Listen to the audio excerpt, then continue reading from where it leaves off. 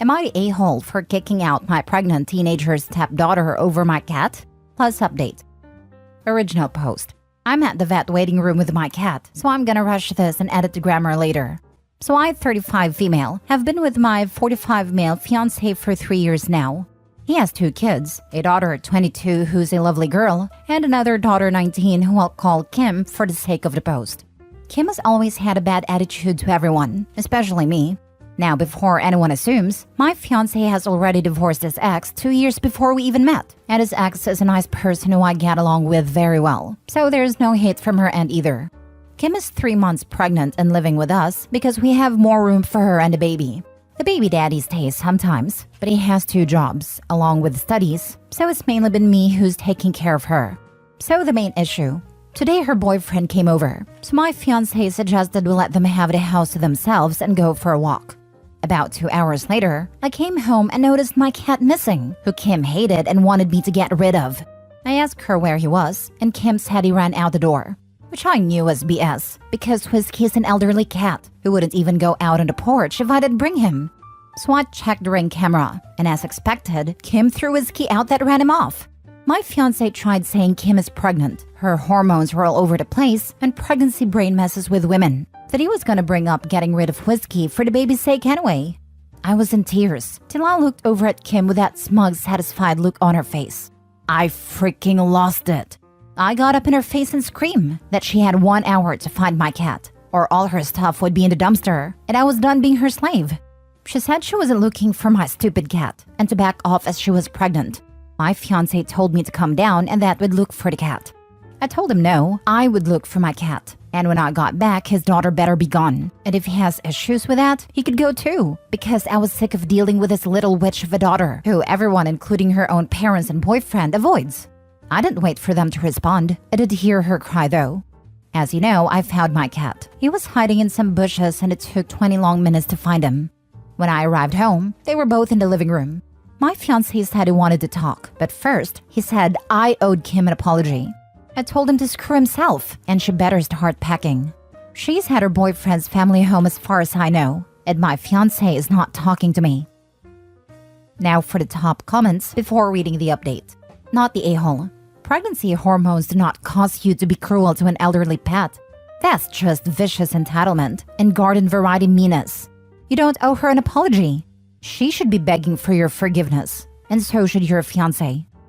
But pregnancy hormones are a good excuse coming from the accountability-lacking father of an entitled spoiled brat. How can he ask the daughter to take responsibility for her actions? It's her mere biology betraying her angelic nature. I hope OP do not forgive either of them though. They don't deserve it. Not the a-hole. Stepdaughter attacked your defenseless cat and got what she deserved. Curious if you owned a house? It's mine. Kick them all out. You deserve better, not the a-hole. Make sure you check with a lawyer to make sure they don't have rights to stay there. And the nanosecond you are legally clear, change the locks. Abandoned house cats do not survive long, and regardless of the jokes, cats do get very attached to their owners and suffer emotionally when they are separated. Not the a-hole. As a cat owner, I salute you. I mean, yeah, you might lose the relationship over this, but from the sounds of it, if this doesn't do it, something else likely will. In all honesty, I am not someone who likes pets. I've had them in the past, I've cared for them, always making sure they were safe, fed, got proper care and such, but I lack the ability to bond with them. And I support her kicking out the fiancé over this crap. I'm 100% in favor of the cat staying over the people in that house. I'm not into animals really, and I don't think in some cases someone should choose a pet over a significant other. Say partner is severely allergic, something like that.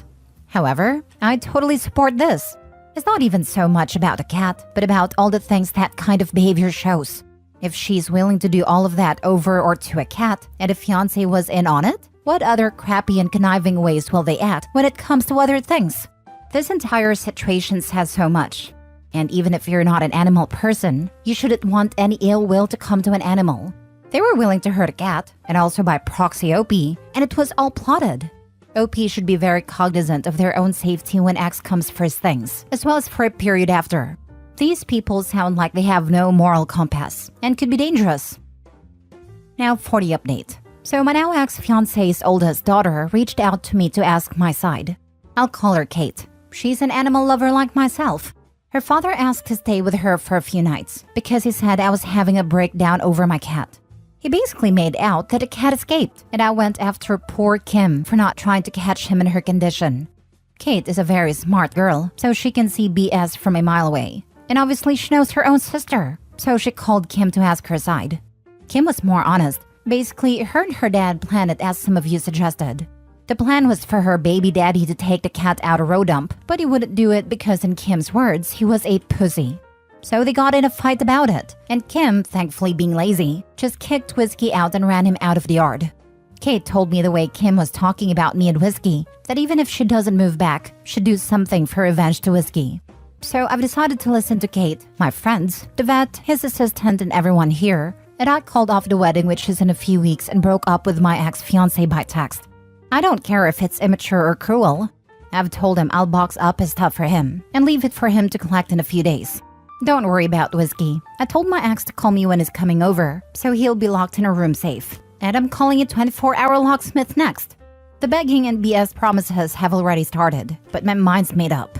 I'm done being his ATM slave for him and his spoiled witch of a daughter Kim. Whiskey is fine, by the way, just a little shaken, but is curled up in my lap, refusing to move. Next story. Am I the a-hole for kicking my homeless sister-in-law and her husband out over a chair? I'm going to come off as a hostile witch because I literally hate my sister-in-law's husband with every bone in my body. Apologies in advance. So, my husband's sister-in-law 43, and her husband Scum became homeless like a month ago. They have a child, 10 Opal, and I wasn't about to let her live on the streets, so they were welcome into my home. Sister-in-law works full-time. Scum is a couch potato. I set very clear stipulations on them being here. Scum was to get off his butt and partake in house chores, since he refuses to be employed. Sister-in-law was to purchase their own food and cover their portion of living expenses. Sister-in-law has done her share, while Scum complains about having to do a woman's job. As in, ain't it a damn woman's job to load up these dishes in the wash? I told my husband to deal with Scum, because again, I can't stand this excuse of a man. He has spoken to Scum on several occasions. Scum will oblige to house chores as instructed for the duration of maybe 2 days, before he goes back to being a couch potato. Tip of the iceberg while Petty was over a chair. I was outside grilling, because apparently that's a woman's job as well. My husband and sister-in-law were both working. I wanted to sit down because I'm heavily pregnant and grabbed the nearest chair to me, which happened to be owned by Scum. Roughly 15 minutes later, I get a text from sister-in-law saying, "Can you please put Scum's chair up? He doesn't want anyone using it." I ignore the text and continue grilling and using Scum's chair, because it's all that's out there at that given time. Sister-in-law comes home maybe an hour later, sees Scum's chair still outside and says, "I texted you and asked you to put that up because Scum doesn't want anyone touching it." It asks why I ignore it, and I say, "It's a chair. Get over it." Scum comes in and says, "It's my chair, and I don't want anyone's fat in it." Bold, considering he's the only overweight one here. I told him to watch his tone, and he starts talking about how I'm gonna ruin his chair. He wouldn't let up, so I told him to get out. Sister-in-law then defends Scum, saying, "Anyone who has a problem with my husband has a problem with me." So I said, "Good, so you can leave too then." My husband is on my side, but I'm seen as a dirtbag and getting texts from out-of-the-state family members, saying that I'm wrong for kicking them out over a chair that wasn't mine to be using. Now for the comments. Not the a-hole. This isn't about a chair, it's about an unemployed sexist a-hole being rude to his hosts. If they are truly homeless now, I would consider taking in the niece, but the two parents can buzz off. I would have given him a chance to atone. I would have given his chair back, then screamed at him anytime he put his fat ass on any other furniture, including any beds.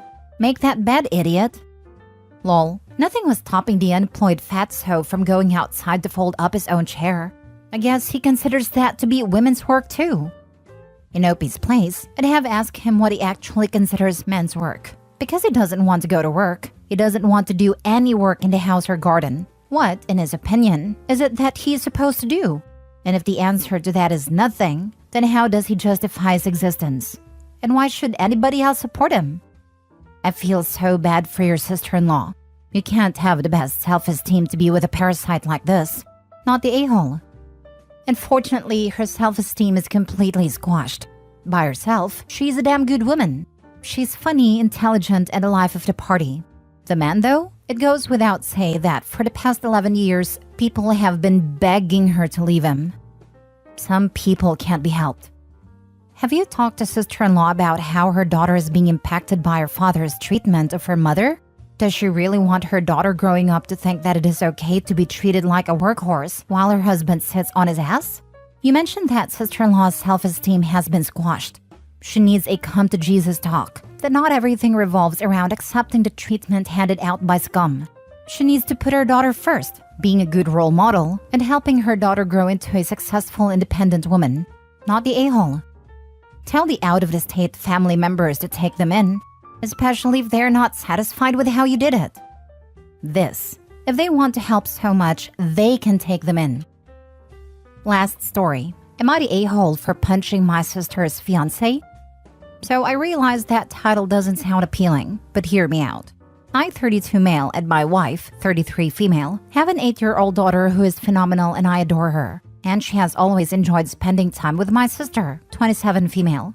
Let's call her Clara, fake name, and she's engaged to her fiancé, 27 male Howard, fake name.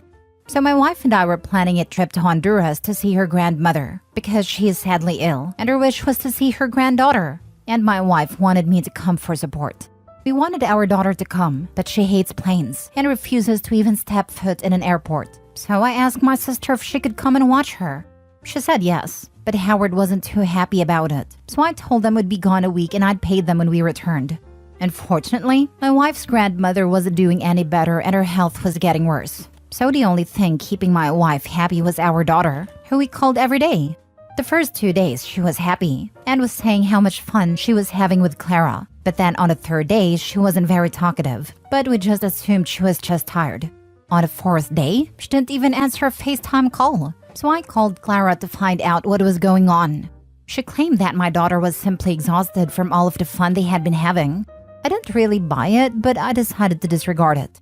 Now, on the fifth day when I called my daughter, we heard yelling. So my wife called her friend, Sarah, to get our daughter and the police involved. We returned right away after explaining the situation to her family, who were very understanding. And as soon as we returned, we went to Sarah's house. Howard was yelling while playing Xbox, and it scared her, so she dropped a plate. But Howard got upset and told her to clean up and drag her away from the camera. After we landed, we headed straight to Sarah, to which we saw our daughter, and she ran towards us crying and just holding us both. After a while, she let go and explained everything. So around the third day, Howard started yelling at her to clean or be quiet. And he wouldn't let her eat dinner because we spoiled her. And Clara was just letting it happen, telling her that she has to understand if she ever wanted a boyfriend. I was horrified, because who says that to an 8-year-old? When the cops arrived, they couldn't do much because everything appeared to be in order. But because my daughter wanted to go with Sarah, they allowed Sarah to take her. So I thanked Sarah and we drove home. When we arrived at our house, my daughter immediately went to her room while holding my wife's and my hands and said she wanted to sleep with all of us. I kissed her forehead and said I had to take care of some business, and she looked sad. But my wife held her and said, "Don't worry, Daddy will be right back." And that's why I love that woman. She always knows what I'm thinking. I drove to Clara's house and knocked on her door. She answered looking surprised, but before she could say anything, I forced my way inside and saw Howard drinking a beer. He looked at me and said, "The F you want?" I asked him why I treated my daughter that way, and he said that she needed to know how the real world works. When I called him an idiot for even saying that, he got up and walked towards me, thinking I'd be intimidated because he was taller. For context, I'm 5'8" and he's 6'2", but I've always been small my entire life and I never fight fair. So when he tried talking down on me, I hit him in his stomach so hard, he actually fell to his knees gasping for air. And after a little while, he started throwing up. Before I could do anything else, my sister stepped in between us and began yelling at me to get out. But before I left, I told her she was dead to me and they would never see my kid again. The next day, I got so many calls and texts from my family saying I could have handled the situation better. And Howard is in the hospital because he apparently can't breathe correctly. So now I'm wondering if I was in the wrong. My wife and her family say I wasn't at all wrong, but I keep thinking could have handled the situation better. So now I'm thinking I might be the a-hole. The guy had it coming. Your sister unfortunately is a tool, and Howard is gonna use her up and throw her out once he had enough of her.